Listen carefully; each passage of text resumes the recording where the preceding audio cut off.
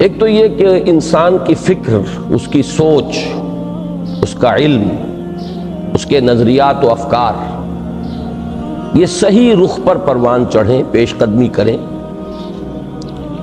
اس کے لیے بھی ضروری ہے کہ فکر کے ساتھ ذکر موجود رہے، ورنہ یکرخی اس میں آ جائے گی، کجی آ جائے گی۔ مولانا روم اور علامہ اقبال کے اشعار کے حوالے سے میں اسے مزید واضح کر چکا ہوں۔ این قدر گفتیم باقی فکر کن، فکر اگر جامد بود رو ذکر کن، اور جزب قرآن زیغمی روباہی است، فقر قرآن اصل شاہنشاہی است۔ فقر قرآن اختلاط ذکر و فکر، فکر را کامل ندیدم جزب ذکر۔ اور اس ذکر کا سب سے مؤثر، سب سے عمدہ، سب سے اعلیٰ، سب سے جامع ذریعہ نماز۔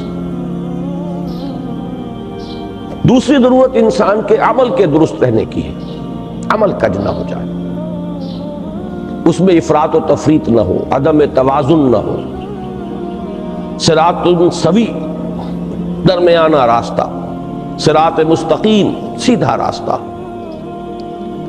قصد السبیل وہ راستہ جو سیدھا انسان کو اپنے منزل مقصود تک پہنچا دے۔ یہ قرآن مجید کی 3 اصطلاحات ہیں، ان پر انسان کا قدم جمع رہے، ادھر ادھر کی پگڈنڈیوں پر وہ کہیں مڑ نہ جائے، نہ وہ نفس امارہ سے مرغوب ہو یا مغلوب ہو، نہ ماحول کے غلط اثرات سے متاثر ہو، نہ جذبات کے کسی طوفانی رو کے اندر بہہ جائے۔ اس کے لیے بھی ضرورت ہے ایک مستقل، زندہ، بیدار، حقیقی تعلق مع اللہ کی۔ اس تعلق مع اللہ کا بھی سب سے بڑا ذریعہ، سب سے اعلیٰ وسیلہ یہ نماز ہے۔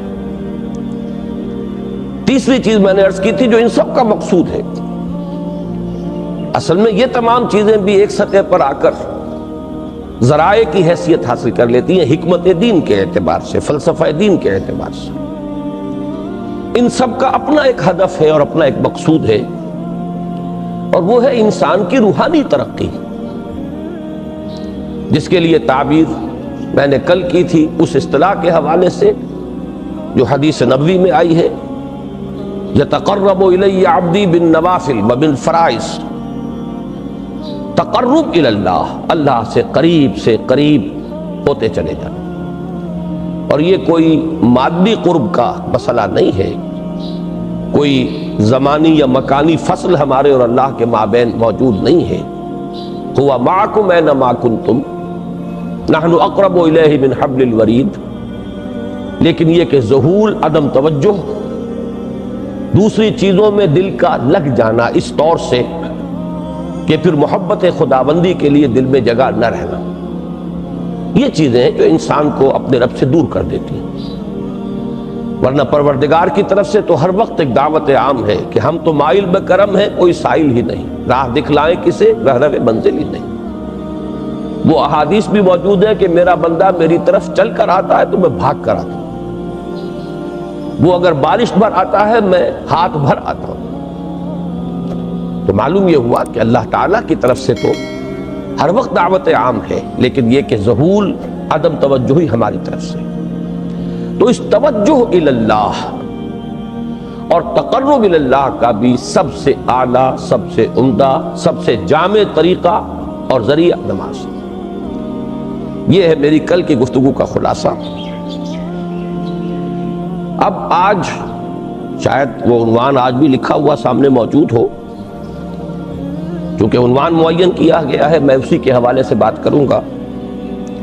طالبان قرآن اور خادمان دین کے لیے نماز کی خصوصی اہمیت، اور اس پر میں بعد میں، جیسا کہ میں نے کل بھی عرض کیا تھا، تھوڑا سا اضافہ کروں۔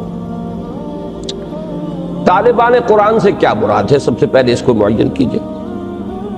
قرآن کا طالب، اس سے مراد ہے قرآن مجید سے علم صحیح، فہم صحیح اور ہدایت کا اخذ کر سکتا۔ اس کے لیے ذرائع ہیں قرآن کا پڑھنا، یہ بھی اس کا ایک ذریعہ ہے۔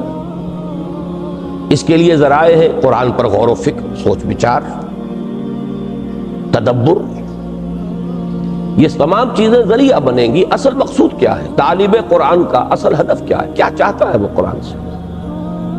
معاذ اللہ طالب قرآن ایک ایسا بھی ہو سکتا ہے کہ جو صرف اس لیے کہ مجھے کوئی پیشہ اختیار کرنا ہے، اس کے لیے قرآن کو حفظ کر رہا ہو یا قرآن کو پڑھ رہا ہو، اس کو اس وقت اپنے ذہن سے نکال دیں۔ طلب قرآن سے صحیح مراد قرآن سے ہدایت اخذ کرنا، قرآن کے ذریعے اپنے فکر کو جلا دینا، اپنی مینٹل فیکلٹیز جو اللہ نے عطا فرمائی ہیں، فکر، سوچ بچار کی جو صلاحیتیں عطا فرمائی ہیں، ان کو پروان چڑھانا صحیح رخ پر۔ گویا کہ بات وہی ہو گئی جو کل میں بیان کر چکا ہوں، فکر انسانی کے صحیح رخ پر آگے بڑھنے اور پیش رفت کا معاملہ۔ اس کے لیے اب نوٹ کیجئے کہ اس ہدایت قرآنی اور صحیح علم و فکر قرآن سے مستفید ہونے کے لیے دو چیزیں شرط لازم ہیں۔ نمبر ایک، تصحیح نیت، جیسا کہ میں نے ابھی اشارہ کیا،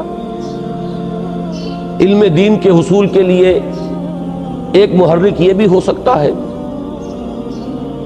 کہ کہیں خطیب بننا ہے، امام لگنا ہے، اور اب تو آپ کو معلوم ہے چونکہ ہمارا ملک ایک غالب اکثریت اس کے رہنے والوں کی مسلمانوں پر مشتمل ہے، تو چاہے کوئی حقیقی یہاں پہ اسلامی نظام نہیں آیا، لیکن یہ کہ مساجد میں باقاعدہ اب ائمہ کے خطباء کے گریڈز مقرر ہیں، یہ بھی ایک پروفیشن ہے، یہ بھی ایک پیشہ ہے۔ یا یہ کہ جیسے کہ حدیث نبوی میں آیا ہے کہ جس شخص نے علم حاصل کیا کہ وہ علماء کی مجلس میں بیٹھ سکے، علماء کی محفل میں بار پا سکے، یا جاہلوں پر، ناواقفوں پر روب گانٹ سکے، تو اس کے لیے شدید وعید ہے، گویا کہ وہ اپنا ٹھکانہ جہنم میں بنا رہا ہے۔ وہی علم کے جس کی بڑی فضیلت ہے، جس کی بڑی اہمیت ہے، جس کے بارے میں یہاں تک فرمایا گیا کہ عالم کے دوات کی سیاہی اور شہید کا خون یہ ہم وزن ہے اللہ کے میزان میں، اور ساری رات عبادت میں کھڑے رہنے سے اس رات کا 1 گھنٹہ علم کی کہ درس و تدریس، پڑھنے پڑھانے میں صرف کر دینا افضل ہے۔ ساری رات ایک شخص جاگتا ہے اور نوافل ادا کرتا ہے، اس کے مقابلے میں ایک شخص 1 گھنٹہ وہ علم کی تدریس کرتا ہے یا علم کی تحصیل کرتا ہے، یہ اس سے افضل ہے۔ اس علم کا یہ مقام، لیکن ساتھ ہی یہ بھی کہ لِیُمَارِیَ بِهِ السُّفَہَاءُ اَوْ لِیُجَارِیَ بِهِ الْعُلَمَاءُ، اگر مقصد یہ ہو کہ انسان علماء کی محفل میں بیٹھ سکے، ان کی اصطلاحات میں گفتگو کر سکے، یہ نہ محسوس ہو کہ یہ شخص جو ہے یہ تو ہمارے مابین بیٹھنے کے قابل نہیں ہے، یہ ہماری اصطلاحات سے واقف نہیں ہے، اس لیے کچھ چیزوں کا علم حاصل ہو جائے، یا یہ کہ جو بے علم لوگ ہیں ان پر انسان دھوس جما سکے، روب گانٹ سکے۔ اس کے برعکس وہ حدیث بھی میں نے آپ کو سنائی ہے کہ حضور صلی اللہ علیہ وسلم نے فرمایا کہ جس شخص کو موت آئی اس حال میں، من جاءہ الموت وہو یطلب العلم، کہ وہ ابھی علم کی تحصیل کر رہا تھا، لیکن کس مقصد کے تحت؟ لِیُحْیِیَ بِهِ الْإِسْلَامَ، تاکہ وہ اس کے ذریعے سے اسلام کو زندہ کرے، مقصد یہ ہے۔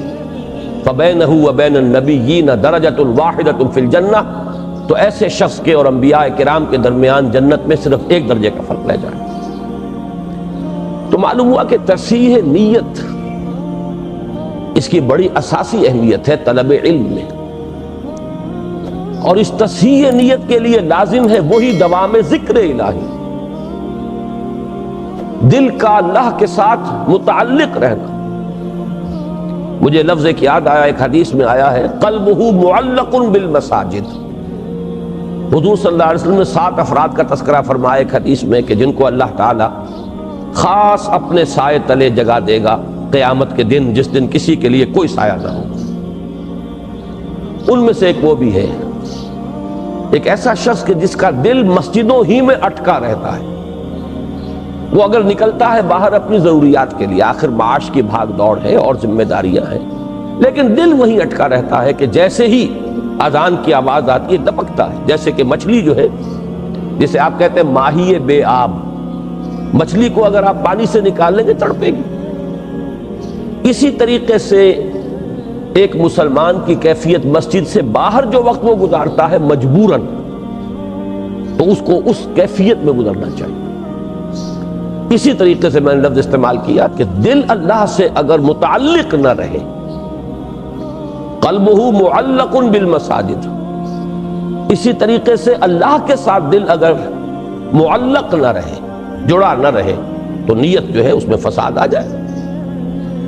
نیت ہی میں تو فساد ہے، جس کے لیے کہ شیطان دل میں پھونکے مارنے لگتا ہے، اور ذکر سے خالی قلب کے بارے میں یہ حدیث میں کل آپ کو بتا چکا ہوں۔ تو معلوم یہ ہوا کہ قرآن مجید سے صحیح فکر، صحیح علم، صحیح سوچ، حقیقی ہدایت کے اخذ کرنے کے لیے شرط لازم ہے تصحیح نیت، اس کے لیے لازم ہے دوام ذکر، اور دوام ذکر کا سب سے اعلیٰ، سب سے عمدہ، سب سے جامع طریقہ یہ کل ہم دیکھ چکے کہ ذکر کی میں نے آپ کو اقسام بتائی، ذکر غیابی، ذکر حضوری۔ پھر یہ کہ ایک ذکر صرف ذہنی و فکری ہے، اس کے ساتھ ایک ذکر وہ ہے جس میں عمل کو بھی شامل کر لیا گیا۔ یہ جملہ پہلو نماز میں جمع ہو گئے، ذکر غیابی بھی ہے، ذکر حضوری بھی ہے، خطاب بھی ہے، دعا بھی ہے، مخاطبہ و مکالمہ بھی ہے، ہم کلامی بھی ہے۔ الصلاۃ معراج المومنین اسی لیے اسے کہا گیا۔ پھر یہ کہ اس میں نہ صرف ہم کچھ کہہ رہے ہوتے ہیں، بلکہ یہ کہ اس کے ساتھ جو ہمارا رکوع اور سجود ہے، یہ گویا کہ عملاً اس وقت ہم تعظیم کر رہے ہوتے ہیں اللہ کی۔ تو پھر جوڑتے جائیے بات کو، اس لیے کہ یہ ربط قائم نہیں ہوگا تو پھر کوئی فائدہ نہیں ہوگا سوائے اس کے کہ ایک واعظ آپ نے سن لیا کہ طالب قرآن کے لیے صحیح معنی میں قرآن کی ہدایت سے استفادے کے لیے شرط اول جو شرط لازم کی حیثیت رکھتی ہے وہ ہے تصحیح نیت، اس کے لیے ضروری ہے دوام ذکر، اور ذکر کا جامع ترین، بلند ترین طریقہ، ذریعہ نماز ہے۔ اسی طرح طالب قرآن کے لیے ایک دوسری شرط ہے، وہ شرط یہ ہے کہ جیسے جیسے علم اور ہدایت حاصل ہو اس کے ساتھ ساتھ عمل بھی فوراً شروع ہو جائے۔ اس میں اگر گیپ واقع ہو جائے گا، ایک بات سمجھ میں آ گئی ہے، ذہن پر منکشف ہو گئی، دل نے گواہی دے دی کہ ہاں بات ٹھیک ہے، دیکھنا تقریر کی لذت کے جو اس نے کہا، میں نے یہ جانا کہ گویا یہی میرے دل میں تھا، میری فطرت یہی کہہ رہی ہے، مجھے اپنے اندر سے اسی بات کی گواہی مل رہی ہے۔ اب ذہن اور قلب کا متفقہ فیصلہ ہو چکا کہ یہ صحیح ہے۔ اب اگر فوری طور پر عمل اس رخ پر نہ مڑے، اگر موڑنے کی ضرورت ہو، پہلے سے اس پر انسان عامل ہے تو مزید انشراح ہوگا، مزید انبساط ہوگا، مزید اس پر اعتماد پیدا ہوگا، مزید اطمینان حاصل ہوگا۔ یہی وہ لفظ ہے کہ جو آیا ہے بلند ترین کیفیت کے لیے نفس انسانی کی، نفس مطمئنہ، یا ایتھا النفس المطمئنہ ارجعی الی ربک راضیۃ مرضیہ۔ تو پہلے سے اس پر عامل ہے تو مزید اطمینان، مزید انشراح پیدا ہوگا، نہیں ہے تو اب اس کی طرف رخ کو موڑنا لازم۔ یہ نہیں کریں گے تو وہی گیپ شروع ہو جائے گا، لما تقولون ما لا تفعلون، کیوں کہتے ہو جو کرتے نہیں۔ یہاں سے جو گیپ شروع ہوتا ہے انسان کے فکر و عمل کا گیپ کہہ لیجئے، علم و عمل کا فصل کہہ لیجئے، قول و فعل کا تضاد کہہ لیجئے، یہی ہے کہ جو آگے بڑھ کر یہی وہ روگ ہے، یہی وہ مرض ہے۔ قرآن مجید میں بار بار آیا ہے فی قلوبہم مرض فزادہم اللہ مرضا، یہ روگ ہے جو ترقی کر کے پھر اس مقام تک انسان کو لے جاتا ہے جو کھلم کھلا اور صریحاً کفر سے بھی اللہ کو زیادہ مبغوض اور ناپسند، یعنی نفاق۔ اب اس عمل کے لیے بھی، یہ کل ہم دیکھ چکے، اس عمل کے لیے لازم ہے وہی تعلق مع اللہ، اور اس کے ذریعہ وہی ذکر دوام، ذکر مدام، اور اس کے لیے اس کی بلند ترین جامع ترین صورت نماز۔ اب یہی دیکھیے سورہ بنی اسرائیل کی جو 2 آیات میں نے آپ کو، بلکہ ایک ہی آیت میں پڑھ سکا، دوسری رہ گئی، اس میں اسی کی طرف اشارہ ہے۔ اقیم الصلاۃ لدلوک الشمس الی غسق اللیل وقرآن الفجر، نماز کو قائم رکھو سورج کے ذرا ڈھلنے سے لے کر رات کے گہرے ہو جانے تک۔ یہ ہے ایک دوام صلاۃ، یہ آیت جو ہے اس کے الفاظ پر غور کیجئے، قائم رکھو نماز کو لدلوک الشمس الی غسق اللیل، سورج جب نصف النہار پر ہوتا ہے، ذرا سا ڈھل گیا مغرب کی طرف، یہ اس کا دلک ہے دلوک الشمس، اور جب غروب ہو گیا اور اس کے بعد رات تاریک ہو گئی، رات تاریکی کا پردہ خوب گہرا دبیز ہو گیا، تو یہ غسق اللیل ہے۔ یہاں سے وہاں تک تو نماز کو قائم رکھنا ہے، اس کی کچھ نہ کچھ کیفیت انسان کو محسوس بھی ہوتی ہے ذاتی طور پر، خاص طور پر سردیوں کے موسم میں دن چھوٹے ہوتے ہیں، تو پھر آپ کو معلوم ہے کہ ذرا سا سورج ڈھلا ہے تو ظہر بمشکل 1 گھنٹہ گزرے گا، 1.5 گھنٹہ عصر، پھر بمشکل 1 گھنٹہ سوا گھنٹہ مغرب، پھر گھنٹہ 1.5 گھنٹہ عشاء۔ اور اس میں جو شخص واقعتاً نماز کا پابند ہو، اس کے لیے تو مسجد کی آمد و رفت ہے مسلسل، گویا کہ وہ نماز ہی میں ہے۔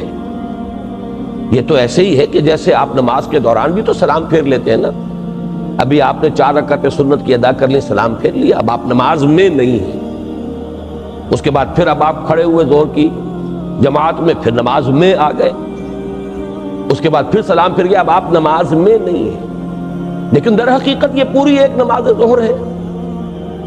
اسی طریقے سے وقفے وقفے سے مسجد سے نکلنا تو ہوا ہے، لیکن یہ کہ بعین ہی اسی تشبیہ کو سامنے رکھیے تو گویا کہ نماز مسلسل قائم رہی ہے دلوک الشمس سے لے کر غسق اللیل تک۔ اقم الصلاۃ لدلوک الشمس الی غسق اللیل وقرآن الفجر، خاص طور پر اب فجر کی نماز کا علیحدہ سے تذکرہ کیا گیا۔ اس میں چونکہ طول قنوت یعنی زیادہ دیر تک کھڑے رہنا، لمبی قرات، یہ گویا کہ اس کے لوازم میں سے، اسی لیے صلاۃ الفجر نہیں کہا اسے، وقرآن الفجر، اور التزام رکھو فجر کو قرآن کا، یعنی نماز میں قرآن مجید کو زیادہ سے زیادہ پڑھنا، زیادہ سے زیادہ اس کی تلاوت۔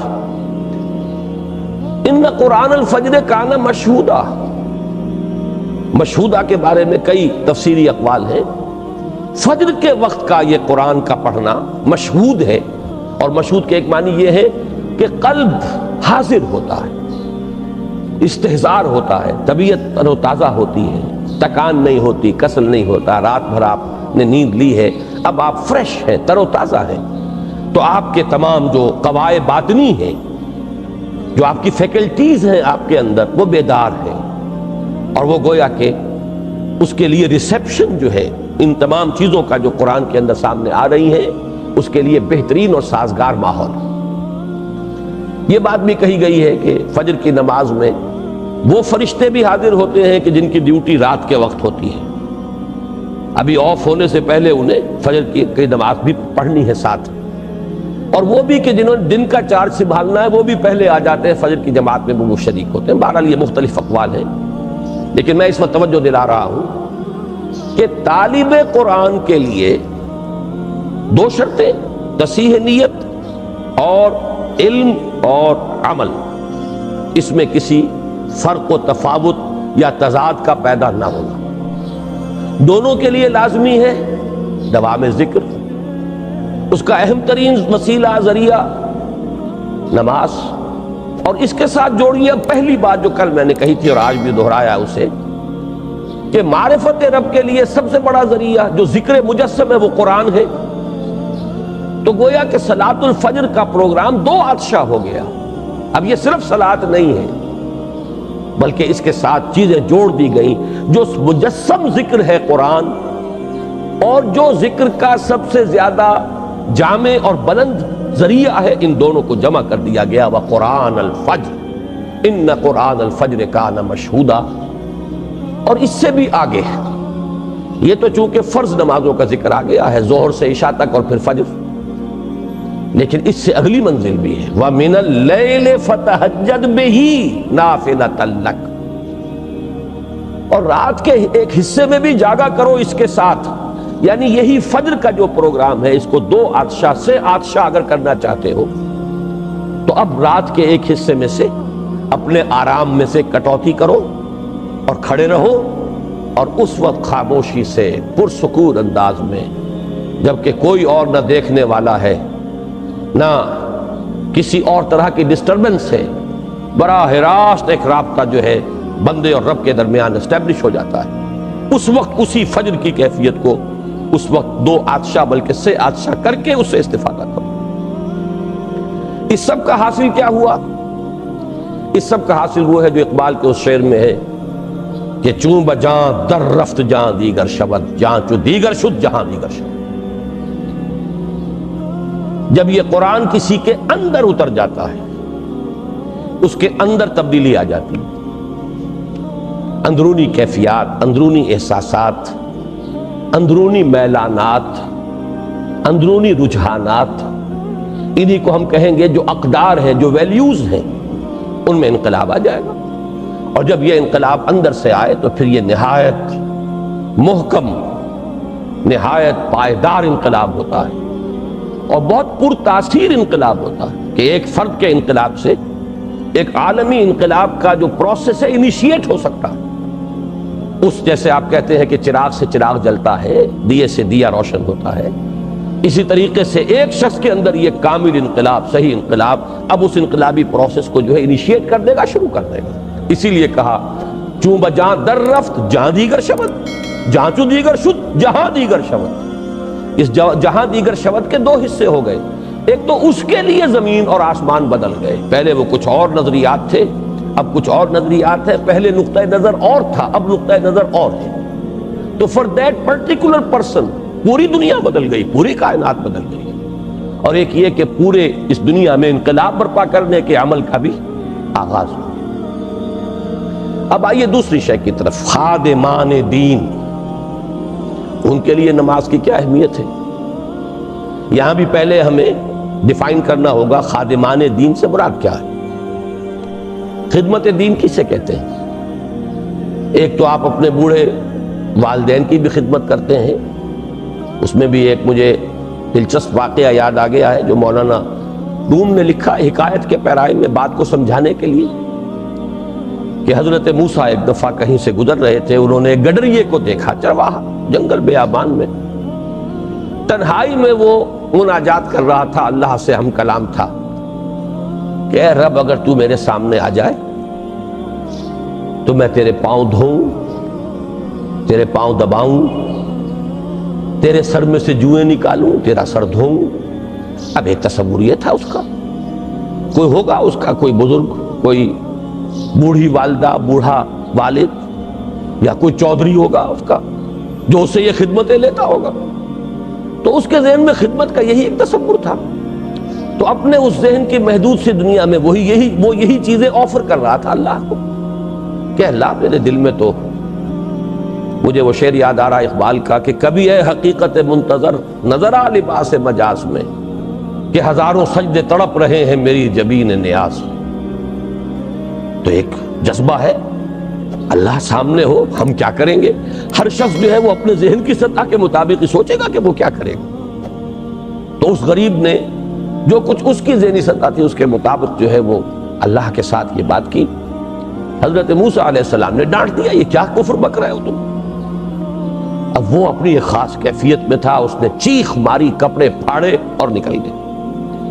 تو اللہ تعالیٰ نے فرمایا حضرت موسیٰ سے، اس یہ کوئی حدیث نہیں ہے، یہ ایک حکایت ہے، یوں سمجھ لیجئے بات کو سمجھانے کے لیے، کہ اے موسیٰ تم نے کیا کیا؟ میرا یہ بندہ میرے ذہن اور فکر کے مطابق مجھ سے میرے ساتھ مشغول تھا، مجھ سے ہم کلام تھا، تم نے ہمارا یہ تعلق توڑ دیا۔ تو برائے وصل کردن آمدی نہ برائے فصل کردن آمدی، تمہیں ہم نے بھیجا ہے لوگوں کو ہم سے جوڑنے کے لیے، نہ کہ کاٹنے کے لیے۔ بہرحال یہ بات کیوں آ گئی کہ خدمت دین کا کیا تصور، اللہ کی کیا خدمت آپ کر سکتے ہیں، اللہ کے رسول کی کیا خدمت آپ کر سکتے ہیں، اللہ کے دین کی کیا خدمت آپ کر سکتے ہیں؟ اس لیے کہ اللہ اور اس کے رسول کے لیے لفظ نصرت تو قرآن مجید میں آیا، یا ایھا الذین آمنوا کونوا انصار اللہ، اے اہل ایمان اللہ کے مددگار بن جاؤ۔ کما قال عیسی ابن مریم للحواریین من انصاری اللہ، جیسے کہ عیسیٰ ابن مریم نے کہا تھا حواریوں سے کون ہے میرا مددگار اللہ کی طرف۔ تو نصرت قرآن، نصرت خدا و رسول، یہ تو قرآن کی اصطلاح ہے۔ سورہ حدید میں فرمایا وَلِيَعْلَمَ اللَّهُ مَن يَنصُرُهُ وَرُسُلَهُ بِالْغَيْبِ، اللہ دیکھنا چاہتا ہے کہ کون ہے اس کے وفادار بندے جو اس کی اور اس کے رسولوں کی مدد کرتے ہیں غیب میں ہونے کے باوجود۔ تو یہ نصرت خدا و رسول سے مراد کیا ہے، خدمت خدا و رسول سے مراد کیا ہے؟ اس لیے کہ اسی کا نام ہوگا خدمت دین۔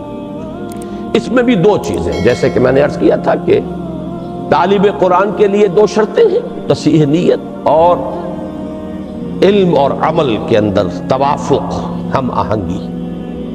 اسی طرح خدمت دین کے دو درجے ہیں، ایک ہے دعوت دین، اللہ کا پیغام لوگوں تک پہنچا دینا، سوئے ہوئوں کو جگانا، نیند کے ماتوں کو ہوشیار کرنا، بھولے اور بھٹکے ہوئے راہی جو ہیں ان کو صحیح راستے کی طرف، ان نشاندہی کر کے صحیح راستے کی، انہیں اس راستے کی طرف بلانا، یہ ہے دعوت دین، اللہ کے راستے کی طرف بلانا۔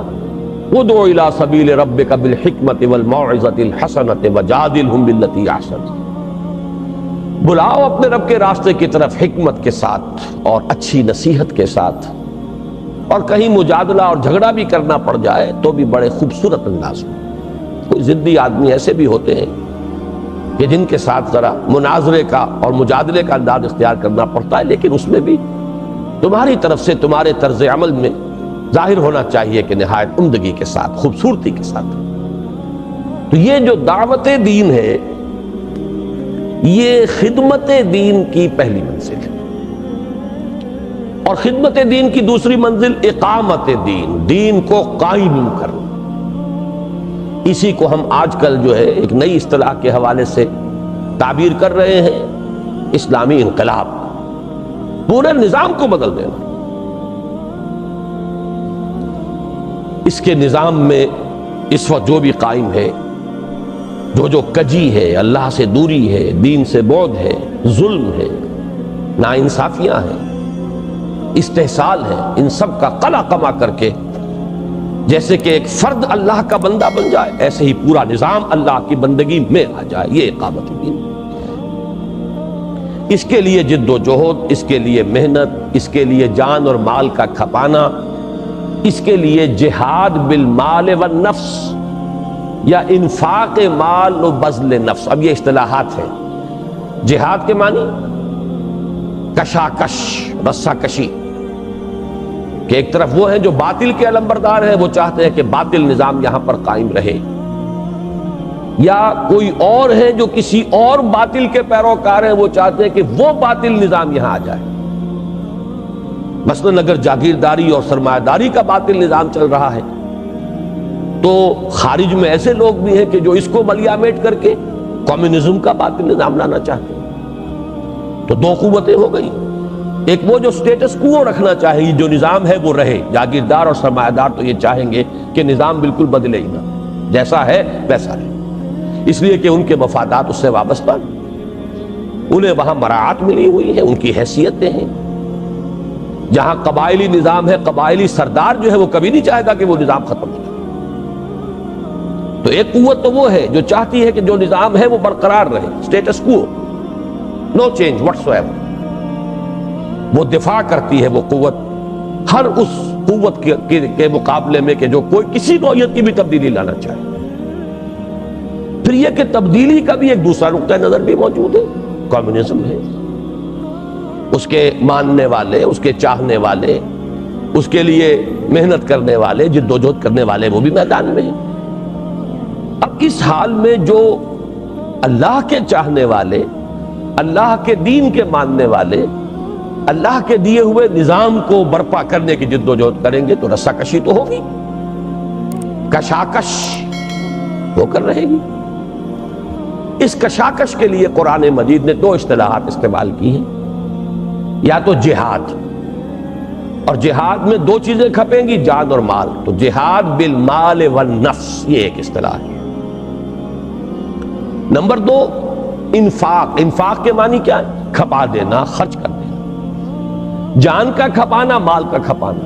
انفاق مال و بذل نفس، یہ میں نے وضاحت کر دی اصطلاحات کی. تو گویا کہ خدمت دین سے مراد ہیں یہ.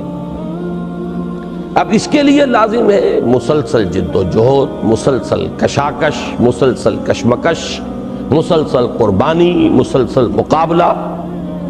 اس کے لیے قرآن مجید کی اصطلاح ہے صبر و مصابرت. یا ایھا الذین آمنوا اصبروا وصابروا ورابطوا واتقوا اللہ لعلکم تفلحون. اہل ایمان خود صبر کرو، ڈٹے رہو، جمے رہو، ہر نوع کی مخالفت کو جھیلو، تکلیف کو برداشت کرو، جو مصیبت آئے جھیلو، جو قربانی دینی پڑے دو. یہ ہے صبر. وصابروا، مصابرت باب مفعلہ، جو تمہارے مقابلے میں تمہاری جو مخالف قوتیں صبر کر رہی ہیں ان کے صبر پر بازی لے جاؤ. وہ بھی تو صبر کر رہے تھے. ابو جہل نے بھی گردن کٹوائی کہ نہیں کٹوائی اپنے باطل دین اور باطل عقائد کے لیے؟ چڑھ کر آئے کہ نہیں آئے؟ تو اگر تمہارا صبر ان کے صبر سے بڑھ کر نہیں ہوگا، تمہارا صبر ان کے صبر کو مات نہیں دے دے گا، تو تمہاری بازی مات ہو جائے گی. اللہ تعالیٰ نے اس دنیا کو کچھ اصولوں پر بنایا ہے. اس کی خصوصی نصرت اور مدد اسی وقت آتی ہے جب اس کے بندے ثابت کر دیں کہ انہوں نے اپنا سب کچھ لگا دیا، کھپا دیا. انہوں نے کسی چیز کو بچا کر نہیں رکھا ہے. تو چھپا چھپا کے نہ رکھ سے تیرا آئینہ ہے وہ آئینہ کہ شکستہ ہو تو عزیز تر ہے نگاہ آئینہ ساز. اگر یہ ثابت کر دیں لوگ، پھر اللہ کی نصرت آتی ہے. متى نصر اللہ الا ان نصر اللہ قریب. تو صبر اور مصابرت، یا ایھا الذین آمنوا اصبروا وصابروا ورابطوا. اور اس صبر اور مصابرت کے لیے ایک لفظ اگر چاہیے تو اس کا نام ہے استقامت. کھڑے رہنا، ڈٹے رہنا، جمے رہنا، استقامت. اس کے لیے دیکھیے قرآن مجید میں پھر بات وہی آئے گی. دو مرتبہ تو سورہ بقرہ میں بتایا گیا کہ صبر کہاں سے ملتا ہے، قوت کہاں سے ملے گی. استقامت کے لیے تمہاری سورس آف اسٹرینتھ کیا ہے. ایک مرتبہ تو بنی اسرائیل جو سابقہ امت تھی، جو معزول کیے گئے، تو مسلمان امت مسلمہ جو ہے وہ اس منصب پر فائز ہوئی. ان کا قبلہ منسوخ ہوا اور کعبہ جو ہے وہ اب امت مسلمہ کا مرکز اور قبلہ قرار پایا.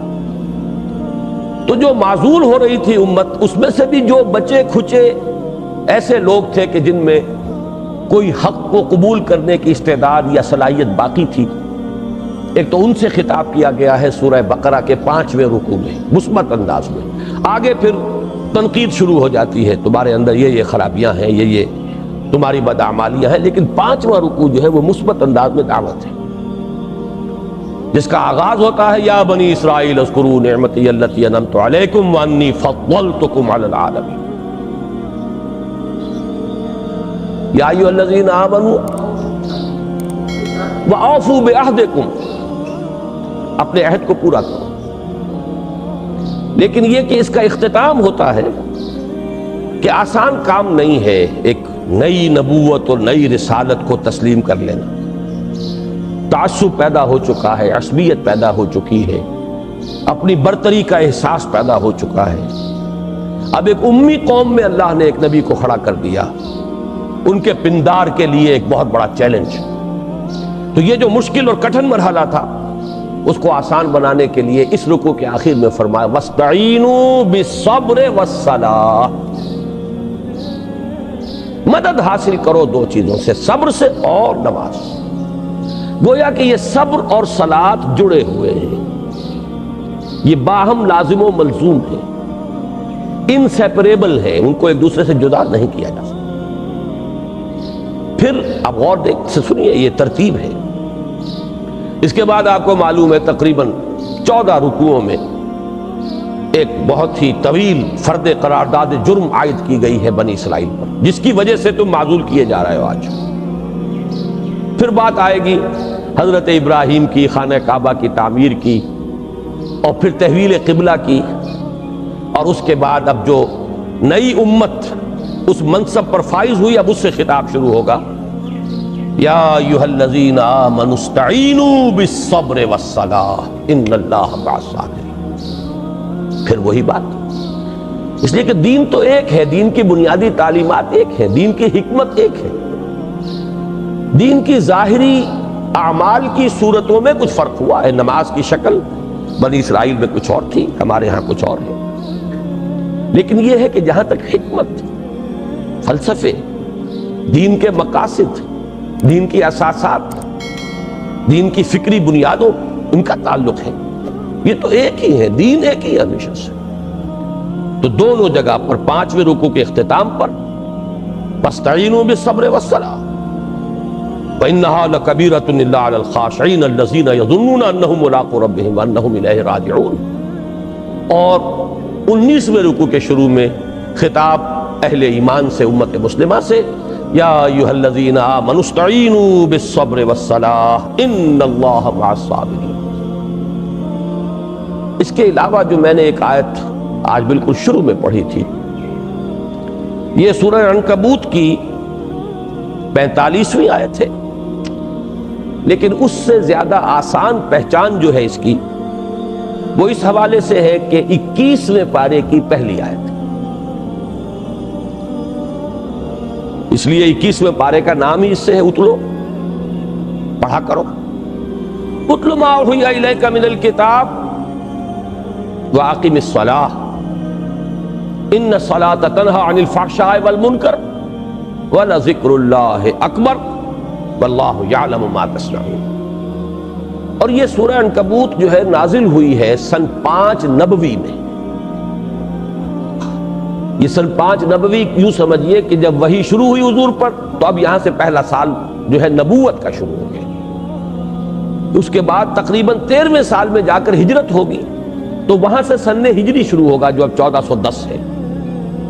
تو یوں سمجھیے کہ 1410 میں ایڈ کیجئے تقریباً 8 برس، تو آج سے 1418 برس جو قمری ہے، اس وقت وہ سورہ مبارکہ نازل ہوئی۔ اور یہ وقت وہ تھا جب کہ مکے میں شدید مصائب اور پرسیکیوشن اور تشدد اور تعذیب سے اہل ایمان کو سابقہ تھا، بری طرح مارا جا رہا تھا صحابہ کرام کو، بالخصوص ایک تو نوجوان جو اپنے بزرگوں کے رحم و کرم پر ہوتے ہیں، ان پر ڈیپینڈنٹ ہوتے ہیں، دوسرے غلام تو ان کی گویا کی ملکیت تھے، جو چاہیں کر گزرے، اپنی اولاد کو کوئی مارتا تو نہیں ہے لیکن غلاموں کو تو وہ ہلاک بھی کر دیتے تھے،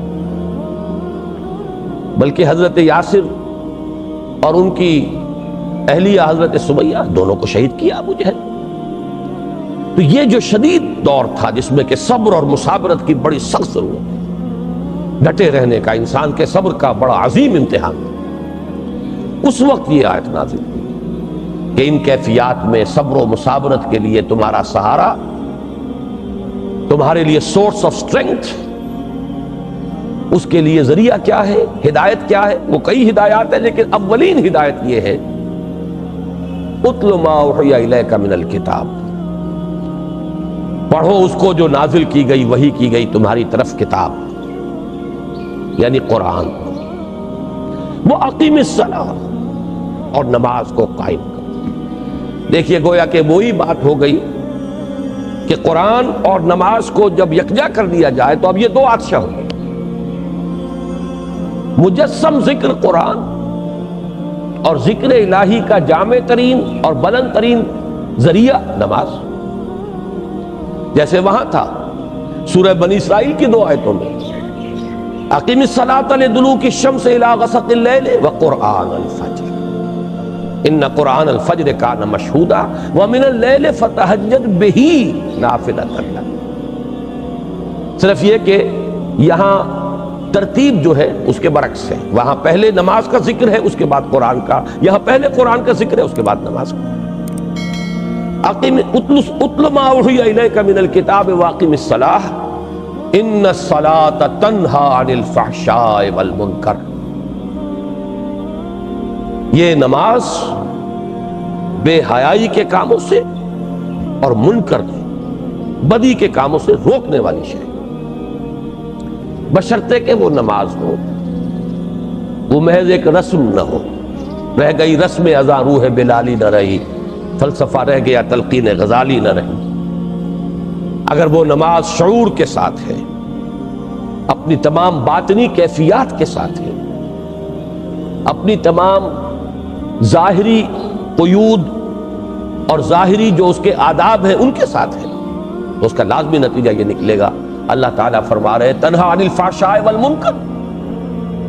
گویا کہ انسان کی ذاتی سیرت و کردار کی تعمیر کے لیے بھی یہی نماز سب سے بڑا ذریعہ. والا ذکر اللہ اکبر، یہ آیت بڑی عظیم ہے.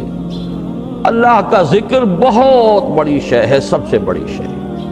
یہ گویا کہ کل جو کچھ میں نے عرض کیا تھا اور آج جو میں نے آغاز میں اس کا خلاصہ دہرایا ہے، یہ اس کا گویا کہ نہایت جامع الفاظ میں اللہ تعالیٰ کی طرف سے اس کی تعبیر ہے. اللہ کا ذکر سب سے بڑی شے، اس لیے کہ حکمت کا پہلا مرحلہ، پہلا مسئلہ معرفت رب، اس کے لیے تذکر بالقرآن.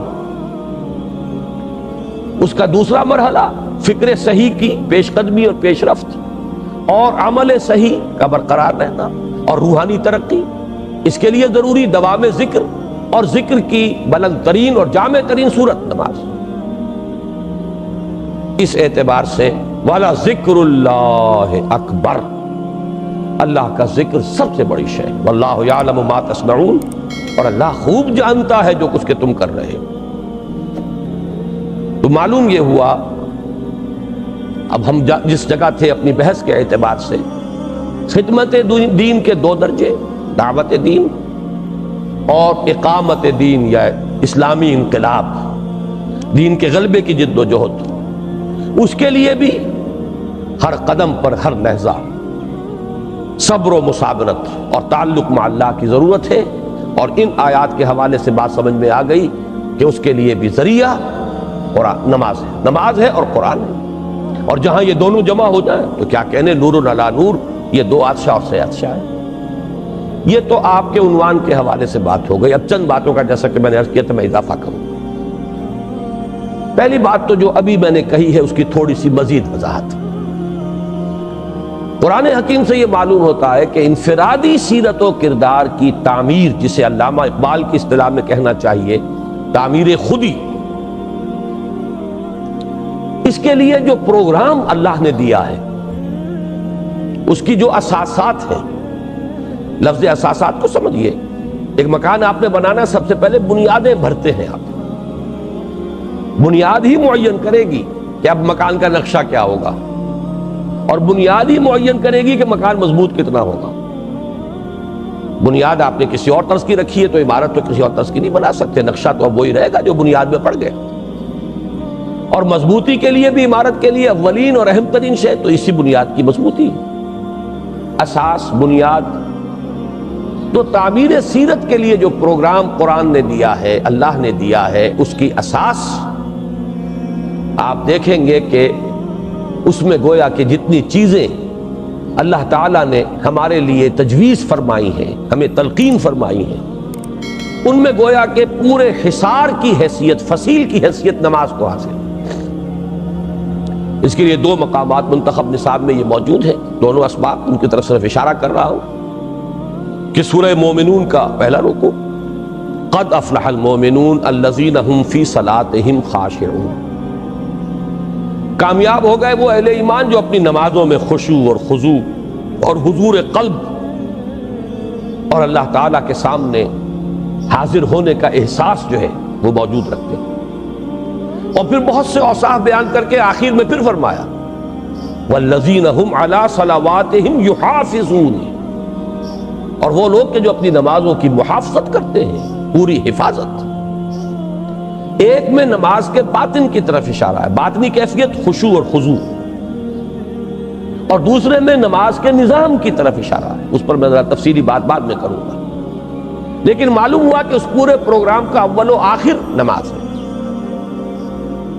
یہ مضمون اور زیادہ نکھر کر آیا ہے سورہ معارج میں، جہاں انسان کو تعبیر کیا گیا ہے کہ جیسے ایک کچی شے ہے جسے پکانا مقصود ہے۔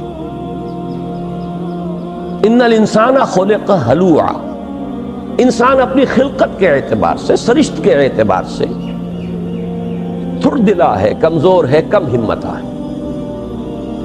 اس کا مطلب کیا ہے؟ اذا مسہ الشر جزوعا واذا مسہ الخیر منوعا، کوئی تکلیف آتی ہے تو چیختا پکارتا ہے، نالا و شیون فریاد، یعنی تحمل نہیں ہے، برداشت نہیں، جھیلنے کی صلاحیت اور استعداد نہیں۔ اور کچھ مل گیا مال تو پھر بڑا روک روک کر رکھتا ہے، اب بخل ہے، بخیل بن گیا ہے، کسی اور کو اس سے کوئی فائدہ نہ پہنچ جائے۔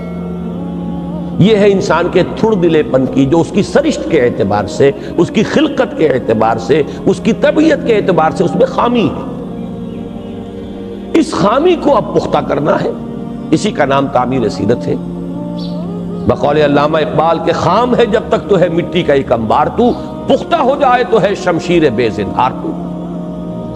اس خام ہی کو تو پختہ کرنا ہے نا، یہ میں سے خام جو ہے اسی کو آپ نے اب بنانا ہے، جو کچھ بنانا ہے اسی کو سونا بنائیں گے۔ لہذا اس کا پروگرام شروع ہوا تو یہاں بھی آپ دیکھیں گے کہ اس تعمیر سیرت یا تعمیر خودی یا انسانی شخصیت کی پختگی اور میچورٹی اور استحکام کے پروگرام میں پہلے الذین هم علی صلاتہم یحافظون، جی دائمون، الذین هم علی صلات الا المصلین، بلکہ زیادہ توجہ کے قابل یہ لفظ ہے کہ یہاں تو گویا کہ مومن اور مصلی، نماز پڑھنے والا، یہ ہمارے پنجاب کے دیہات کا مصلی نہیں، غریب جسے کہ آپ بہت بنظر استحقار دیکھتے ہیں۔ مصلی تو بہت بڑی بات ہے قرآن مجید کی روح سے، کہ اس تھڑ دلے پن سے نجات کون پا سکتے ہیں؟ الا المصلین الذین هم علی صلاتہم دائمون، جو اپنی نمازوں پر مداومت کرتے ہیں، پابندی۔ میں نے جیسا کہ عرض کیا تھا، اس کا مجھے اگلی اپنی گفتگو کے حصے میں ذکر کرنا ہے مزید۔ یہاں سے بات چلی تو پھر اختتام ہوگا اسی پر، والذین هم علی صلاتہم یحافظون اولئک فی جنات مکرمون، جو لوگ اپنی نمازوں کی حفاظت کرتے۔ تو پہلی بات نوٹ کر لیجئے کہ تعمیر سیرت، تعمیر شخصیت، تعمیر خودی، انسان کی شخصیت کا پختہ ہونا، اس میں سے خام کا سونا بننا، اس کا سارا جو ہے دار و مدار جس پروگرام پر ہے، اس پروگرام کا اول و آخر نماز ہے۔ گویا کہ اس پورے پروگرام کو اگر ہم ایک شہر سے تعبیر دیں تو اس شہر کی فصیل جو ہے وہ نماز ہے۔ اب آئیے دوسری بات کی طرف، یہ میری گفتگو کا آخری حصہ ہے۔ میں نے عرض کیا تھا کہ 4 باتیں مجھے عرض کرنی ہیں، 2 آپ کے عنوان کے حوالے سے تھی، 2 اضافی ہیں۔ ابھی جیسا کہ میں نے 2 مرتبہ اشارہ کیا، قرآن مجید میں صرف نماز ادا کرنے یا نماز پڑھنے کا ذکر کہیں نہیں ہے، نماز قائم کرنے۔ نماز صرف ایک انفرادی شے کی حیثیت سے نہیں فرض کی گئی، اس کا ایک اجتماعی نظام بنایا گیا ہے، اقامت الصلاۃ، نماز کو قائم کرنا۔ اس قائم کرنے میں 2 پہلو ہو جائیں گے، ایک تو ہوگا انفرادی خالص، وہ تو یہ ہے کہ ایک ایک فرد جو کھڑا ہے اس میں خشوع ہو، حضور ہو، استحضار قلب ہو، لیکن نظام جو ہے اس کے لیے ہے وہ محافظت اور مداومت۔ والذین هم علی صلواتہم یحافظون، جو سورہ مومنون میں آیا، اور سورہ معارج میں تو شروع اور آخر میں دونوں میں اسی کا ذکر ہے، الا المصلین الذین هم علی صلاتهم دائمون، اور پھر اختتام پر والذین هم علی صلاتهم یحافظون۔ یہ جو نظام صلاۃ ہے در حقیقت اس پر ہمارا پورا نظام جو ہے دین کا وہ اسی بنیاد پر کھڑا ہے، بلکہ یوں کہیے کہ اسی کی ایک پروجیکشن ہے، اسی کی ایک توسیع ہے، اسی کی ایک ایکسٹینشن۔ یہ مرکزی اہمیت ہے اقامت الصلاۃ کو پورے دین کے نظام۔ چنانچہ ظاہر بات ہے کہ اجتماعی نظام میں بھی اصل شے تو وہ افراد ہیں، افراد کے ہاتھوں میں ہے اقوام کی تقدیر، ہر فرد ہے ملت کے مقدر کا ستارہ۔ پہلی بات تو اس ضمن میں ہم وہ دیکھ چکے کہ وہ افراد کی سیرتوں کی تعبیر کے لیے اصل اساس نماز، اور اس کے ساتھ اس وقت ایڈ کر لیجئے کہ افراد کا جو پروگرام ہوتا ہے، نظام الاوقات، دن بھر کے معمولات، اس کو یہ نظام صلاۃ جکڑ لیتا۔ مجال ہے ادھر سے ادھر ہو جائے، کس قدر بیدار، کس قدر آدمی چاق و چوبند رہے گا۔ یہ نہیں کہ صبح کو سو رہے ہیں جب تک چاہا سو، جو مغربی اقوام میں جدید تہذیب کا خاصہ ہے۔ رات ان کی شروع ہی ہوتی ہے نصف شب کے بعد، اور صبح طلوع آفتاب جو ہے وہ کس شے کا نام ہے، کس بلا کا نام ہے، وہ انہیں معلوم ہی نہیں۔ لیکن یہاں تو یہی ہے کہ طلوع آفتاب سے بہت پہلے آپ اٹھیں گے، 1 گھنٹہ پہلے اٹھیں گے تو نماز باجماعت ادا کر سکیں گے فجر کی، اس لیے کہ آپ کو معلوم ہے تقریباً 1.5 گھنٹے کے لگ بھگ پہلے اذان ہوتی ہے طلوع فجر جس کو ہم کہتے ہیں، اس کے ساتھ آپ اٹھیے، تب آپ باجماعت نماز فجر ادا کریں گے۔ تو جکڑ دیا ایکٹیو، پھر ظہر، عصر، مغرب، عشاء۔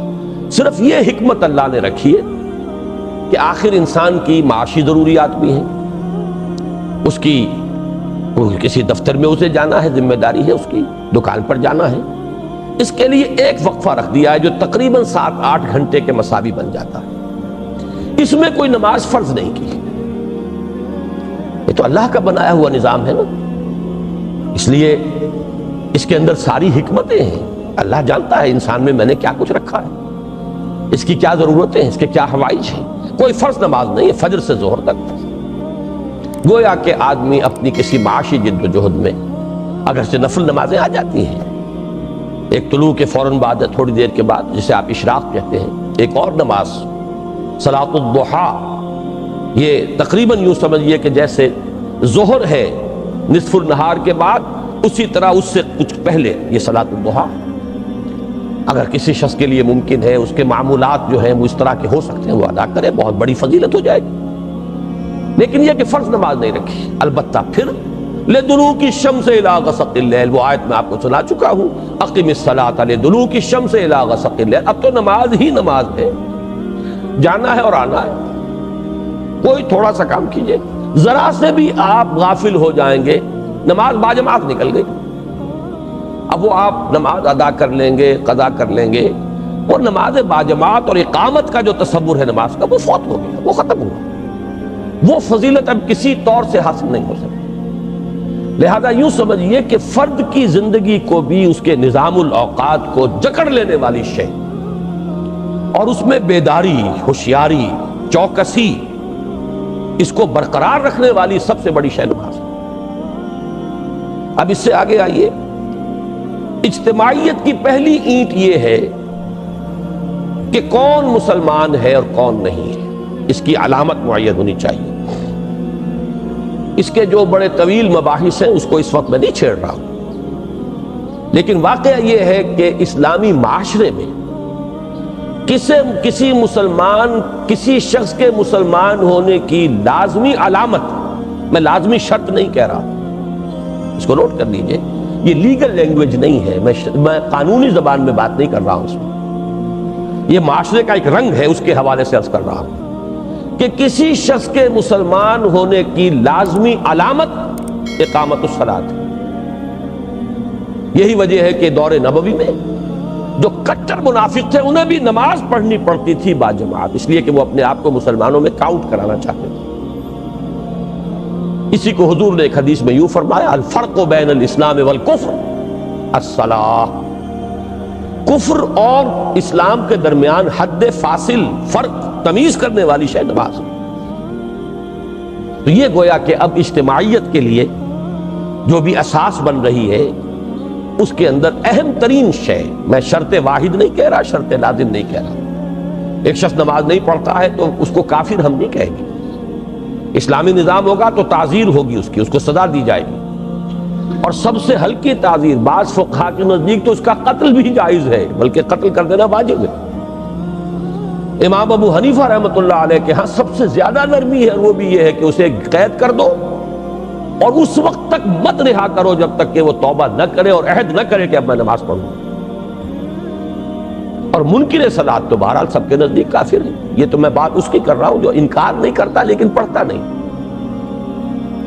تو معلوم یہ ہوا، پہلی بات جو میں نظام کے حوالے سے بات کر رہا ہوں، پہلی بات یہ کہ افراد کی بھی تعمیر سیرت کا اساسی پتھر، کارنر سٹون، فاؤنڈیشن کا وہ نماز، پھر افراد کے نظام الاوقات کو جکڑنے والی شے، انہیں بیدار اور چوکس رکھنے والی شے اقامت الصلاۃ، پھر افراد جب معاشرے کی شکل اختیار کرتے ہیں تو اس کی سب سے بڑی علامت، سب سے بڑا شعار نماز، الفرق بین الاسلام والکفر الصلاۃ۔ اب تیسری چیز دیکھیے، اسلام کا ایک بہت بڑا، اسلامی معاشرے کا ایک بہت بڑا امتیازی وصف ہے جس کی عظمت کا اقرار کفار نے بھی کیا، دشمنوں نے بھی کیا۔ ایچ جی ویلز جیسے شخص نے جسے حضور سے بڑی ہی عداوت ہے، تسلیم کیا کہ مساوات انسانی کے واعظ تو دنیا میں پہلے بھی بہت کہے گئے تھے، لیکن یہ ماننا پڑتا ہے کہ اس اصول پر ایک معاشرہ بالفعل پہلی مرتبہ تاریخ انسانی میں محمد نے قائم کیا صلی اللہ علیہ وسلم۔ اس مساوات انسانی کا سب سے بڑا مظہر اقامت الصلاۃ کے ذریعے سے، گورنر آیا بیٹھا ہو وہ بھی اسی صف میں ہوگا، اس کا چپڑاسی ہو وہ بھی کندھے سے کندھا ملائے گا۔ یہ تو ہمارے ہاں غلط حرکتیں ہوتی ہیں، کچھ جگہ مخصوص کر لی گئی اور وہاں آ گئے، اور دائیں بائیں جو ہیں وہ بڑے افسر ہوں کہ اسلامی نظام میں قتل اسی گنجائش، جگہ رکھنا، ریزرو رکھنا مسجد میں، یہ تو آداب کے خلاف ہے، کسی شخص کے لیے کوئی جگہ ریزرو نہیں ہو سکتی۔ تو معلوم یہ ہوا کہ وہ جو علامہ اقبال نے کہا ہے کہ ایک ہی صف میں کھڑے ہو گئے محمود و ایاس، نہ کوئی بندہ رہا اور نہ کوئی بندہ نواز، کوئی پشتینی رئیس ہو یا کوئی پشتینی عالم ہو یا کوئی بہت بڑا صوفی ہو، اور کوئی چمار چوڑا جس نے کل کلمہ پڑھا ہو یا ابھی کلمہ پڑھا ہو، یہ دونوں برابر کھڑے ہوں گے ایک صف کے اندر کندھے سے کندھا ملا، کوئی فرق و تفاوت۔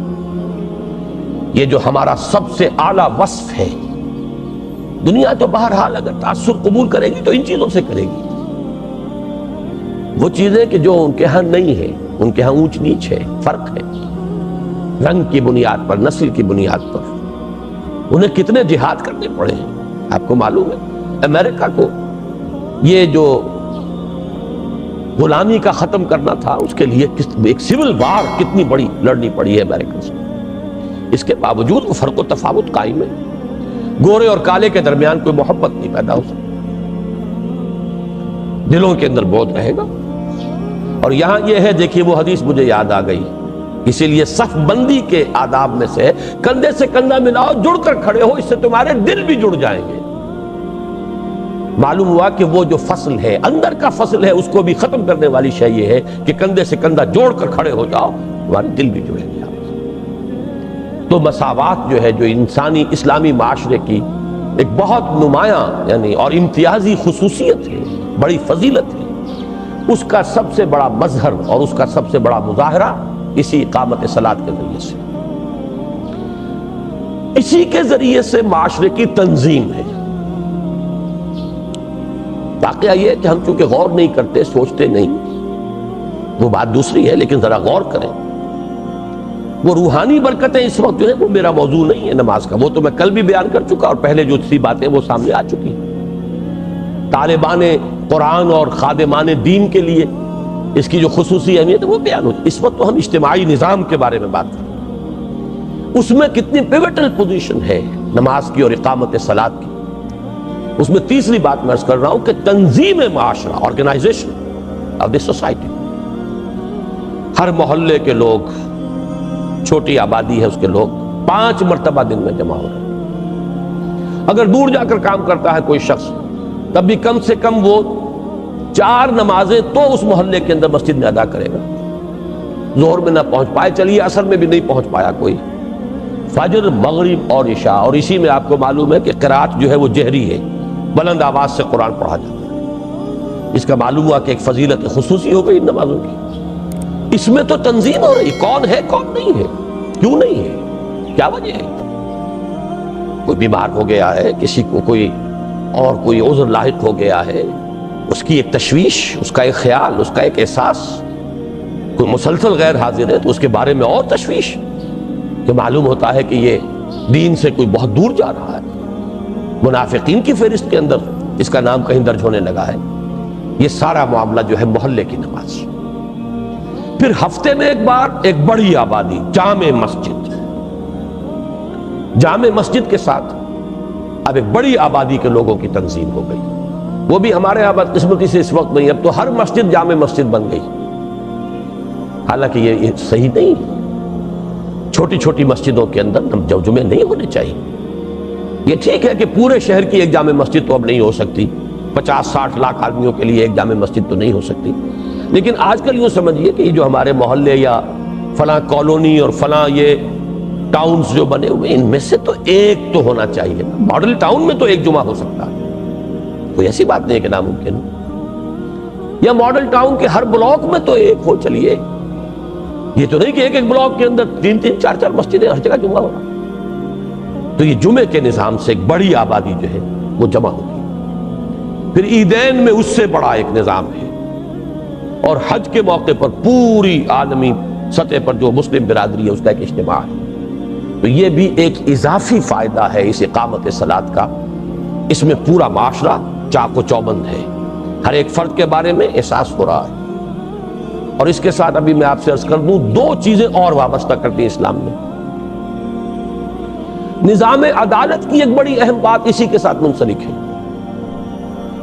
اسلام کے عدالتی نظام میں تزکیۃ الشہود، ہر ایرے غیر نتھو خیرے کی گواہی وہاں قبول نہیں ہو سکتی۔ گواہ کا تزکیہ ہوتا ہے، یعنی اس کو کچھ لوگ ہوں گے اس کی آبادی کے رہنے والے، وہ سرٹیفائی کریں گے کہ ہاں یہ شخص نماز میں حاضر ہوتا ہے، اس کے اندر اس کے کردار میں کوئی وہ خامی نہیں ہے کہ جس کی بنا پر اس کی گواہی جو ہے وہ قابل اعتماد نہ ہو۔ اور تزکیۃ الشہود کے اندر اہم ترین اور پہلی بات جو ہے وہ یہی نماز کی پابندی۔ تو گویا کہ اقامت صلاۃ کے ساتھ آپ کا نظام عدل بھی وابستہ ہو۔ اس سے بھی اہم تر بات، اسی سے امام الہند شاہ ولی اللہ دہلوی رحمۃ اللہ علیہ نے اسلام کے نظام اراضی کو مستنبط کیا ہے۔ زمینداری کا کیا نظام ہے اسلام کا، اس میں کیا احکام۔ پہلی بات یہ کہ مسجد یہ وقف ہے، کسی کی ملکیت نہیں، اور حضور نے فرمایا میرے لیے پوری زمین مسجد بنا دی گئی۔ گویا کہ زمین پوری کی پوری وقف ہے اللہ کے لیے، یہ کسی کی ملکیت نہیں۔ یہ ذرا ٹیڑھا مسئلہ ہے، تفصیل میں نہیں جاؤں گا، اس وقت میں گنوا رہا ہوں، آپ کے ذہنوں میں سوالات اٹھ جائیں گے، پھر اس سے مطالعے کے لیے ایک تحریک پیدا ہوگی، جذبہ ابھرے گا، سوچیں گے، غور کریں گے۔ پہلے کوئی بات معلوم ہو تو پھر اس سے سوالات ابھرتے ہیں، اور سوالات کے لیے جب انسان ان کے حل کے لیے کوشاں ہوتا ہے تو علم آگے بڑھتا ہے، اسی طریقے سے علم کی پیش قدمی ہوتی ہے۔ نمبر 2، اسی سے مستنبط کیا گیا ہے کہ جیسے نماز کی جگہ پر جو شخص آ کر بیٹھ گیا اسے کوئی وہاں سے اٹھا نہیں سکتا۔ یہ نہیں کہ اب بڑا چودھری آ گیا تم ہٹ جاؤ، یا فلاں صاحب آ گئے پہلی صاحب خالی کر دو، ختم۔ الاقدم و فالاقدم، جو پہلے آیا اسی کا حق ہے۔ اسی پر ہے بنیاد اس کی کہ بنجر زمین، بے آباد زمین جو شخص آباد کر لے وہ اسی کے پاس رہے گی۔ Nobody can dislodge him from there، ہٹا نہیں سکتے آپ۔ میں لفظ ملکیت استعمال نہیں کر رہا، لیکن اس کے استعمال کا حق اس کے پاس ہے، وہ آپ اس سے چھین نہیں سکتے۔ اور اسی سے تیسری بات مستنبط ہے، اگر کوئی شخص اپنی زمین کو اب بلا کاشت چھوڑ دیتا ہے 3 سال تک، تو اس کا حق ساقط ہو گیا۔ جو شخص اسے پھر قابل کاشت بنائے گا، اس میں کاشت کرے گا، اب وہ اس کے پاس رہے گی۔ اسی طرح جو شخص جگہ چھوڑ جائے مسجد میں، اور یہ جو ہمارے ہاں نشانیاں رکھ دی جاتی ہیں، کسی حد تک تو خیر اس کو آپ قابل لحاظ کہہ سکتے ہیں، قابل قبول، لیکن مستقل اپنی جگہ ریزرو کروا لینا یہ صحیح نہیں۔ آپ جا رہے ہیں تو پھر اب جو جگہ آپ کو ملے وہاں کے بیٹھے۔ اب میں آخری بات کہہ رہا ہوں، اسلام کے پورے نظام حکومت کو اس کے ساتھ وابستہ کیا گیا۔ یہ جو علامہ اقبال کا شعر ہے کہ جدا ہو دین سیاست سے تو رہ جاتی ہے چنگیزی، دین اور سیاست کی وحدت، دین اور ریاست کی وحدت، ان کا انضمام، ان کا جڑ جانا، ان کا پیوست ہو جانا، وہ کس حوالے سے ہے؟ حکومت کا نظام ہے، جو صدر مملکت ہے، جو خلیفہ ہے، وہی خطیب ہوگا اس شہر کی بڑی مسجد۔ خطبے کو نظام حکومت سے وابستہ کیا گیا۔ یہ جو آج ہمارا نظام ہے، یہ اس لیے کہ اسلامی نظام نہیں ہے، درہم برہم ہے، ورنہ کسی مسجد میں خطبہ کوئی شخص اپنی آزاد مرضی سے نہیں دے سکتا۔ خطیب حکومت کی طرف سے معین اور مقرر ہوگا، اس لیے کہ خطابت در حقیقت جمعے کی خطابت it's a part and parcel, an integral part of the government, یہ نظام حکومت کا جز ہے۔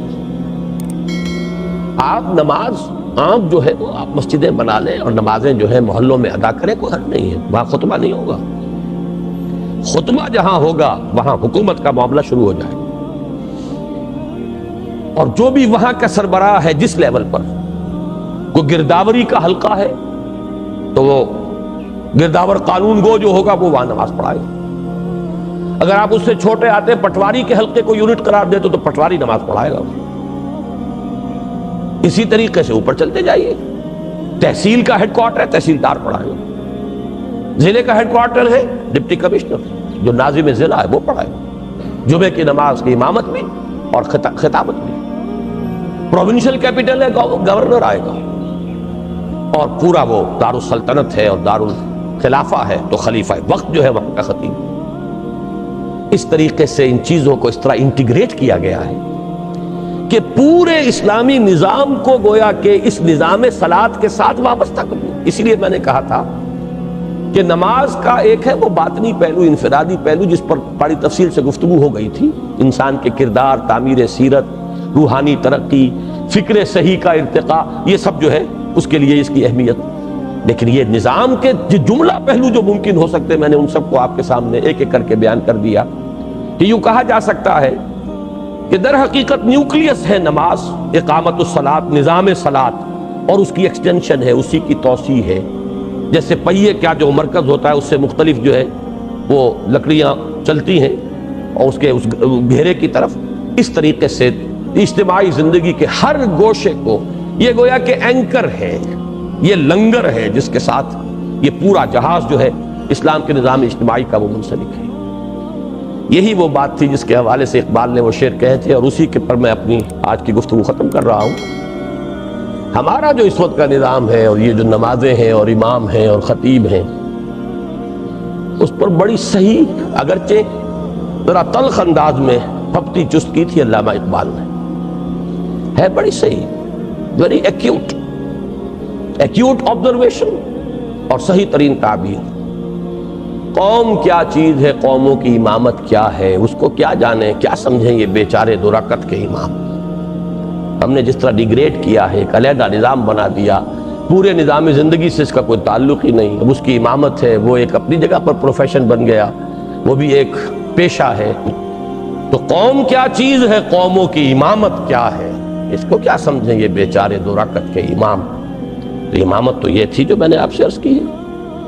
حضور اپنے زمانے میں خود تھے خطیب اور امام، پھر ابو بکر، عمر، عثمان، علی یہ خطیب تھے، مرکزی جگہ پر یہ تھے، گورنرز تھے ہر جگہ پر، وہ تھے خطیب اور امام۔ تو اس طریقے سے دین اور دنیا اور سیاست اور مذہب اور دین اور ریاست ان دونوں کو جوڑ دینے والی شے جو ہے وہ یہ نماز کا نظام ہے۔ اللہ تعالی ہمیں اس صلاۃ کی اصل حقیقت پر متنبہ کیے رکھے۔ جو باتیں بھی کل اور آج سامنے آئی ہیں اور مزید جو بھی پروگرام ہیں ان کے ذریعے سے آپ کو علم میں جو اضافہ ہو رہا ہے، اللہ تعالیٰ اس پر فوری طور پر عمل پیرا ہونے کی توفیق عطا فرمائے۔ اقول قولی ھذا واستغفر اللہ لی ولکم ولسائر المسلمین والمسلمات۔ جی میں دیتا ہوں، ابھی میرے 15 منٹ رہتے بھی ٹرین۔ اچھا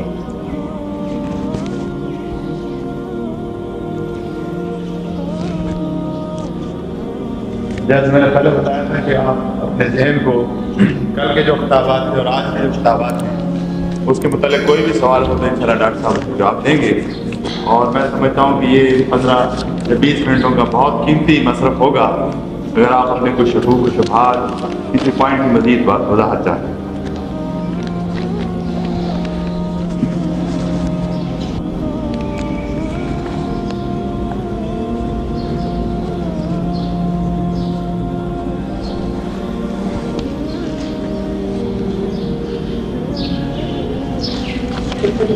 امام کی کیا ہے، مقتدی کو امام کو شہید کرنا چاہتے ہیں، اگر امام رفع عین کرتا ہو تو مقتدی مسجد سے نہیں ہو تو مقتدی کو کیا؟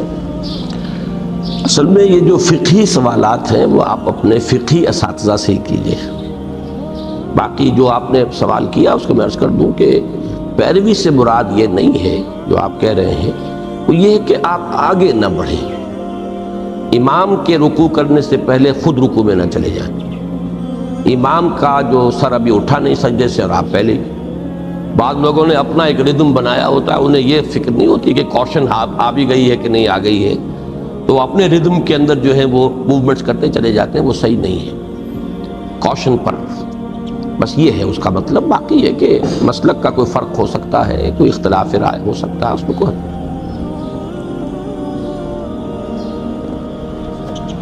یہ اچھا کیا آپ نے لکھ کر دیا تاکہ میں پڑھ دوں گا تو سب کو معلوم ہو جائے گا۔ آپ نے بتایا کہ اگر پورے شہر میں ایک جامع مسجد نہیں ہو سکتی تو ایک کالونی میں کم از کم ایک جامع مسجد ہونی چاہیے۔ میرا سوال آپ سے یہ ہے کہ اگر ایک ہی کالونی یا آبادی میں 2 جامع مسجدیں قریب قریب ہوں اور دونوں مسجدوں کے ائمہ حضرات کا مسلک علیحدہ علیحدہ ہو تو اس کے بارے میں آپ کی کیا رائے ہے؟ سوال میں کچھ بات نکلی نہیں، وہ رائے کیا میں دوں گا وہ تو۔ اگر آپ کو ہماری ویڈیو اچھی لگی ہو تو ہمارے چینل کو سبسکرائب ضرور کریں۔ ڈاکٹر اسرار احمد رحمۃ اللہ علیہ کی وفات کے لیے سورہ فاتحہ پڑھ کر کامنٹ میں آمین لکھیں۔ شکریہ۔